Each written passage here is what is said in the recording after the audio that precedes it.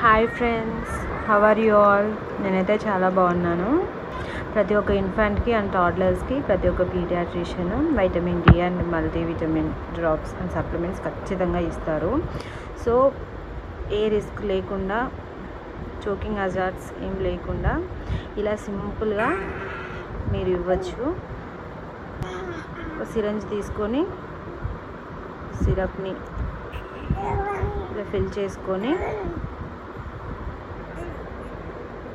అందులో ఉన్న ఎయిర్ని రిమూవ్ చేసుకోవాలి. ఎందుకంటే మళ్ళీ బేబీకి కొంచెం ఎయిర్ పోయి గ్యాస్ ప్రాబ్లం వచ్చే అవకాశం ఉంటుంది. సో ఇలా ఎయిర్ తీసేసుకోవాలి.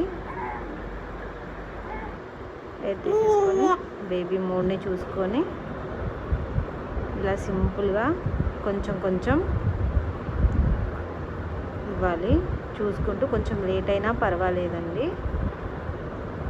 పిల్లలకి పొరపోకుండా, మళ్ళీ వాళ్ళు ఏంటో మొత్తం మింగకుండా కొంచెం కొంచెం సింపుల్గా ఇచ్చేసుకోవాలి.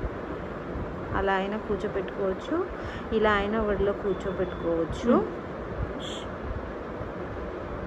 ఇలా కూర్చోపెట్టుకొని కొంచెం హెడ్ అనేది కొంచెం వెనక్కి అనుకోవాలి, మరీ స్ట్రైట్గా కాకుండా.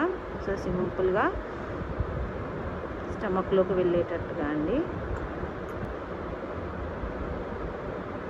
ఇలా వాళ్ళు ఏంటంటే ఇలా చేస్తే నీళ్ళతోటి కొంచెం ఎంజాయ్ఫుల్గా వాళ్ళు ఇష్టంగా ఆ సప్లిమెంట్స్ని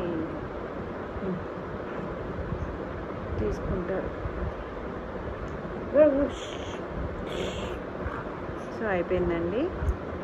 కొంచెం క్లాత్ కూడా పెట్టుకొని అలాగ వైప్ చేసుకొని డన్. Thank you. Done.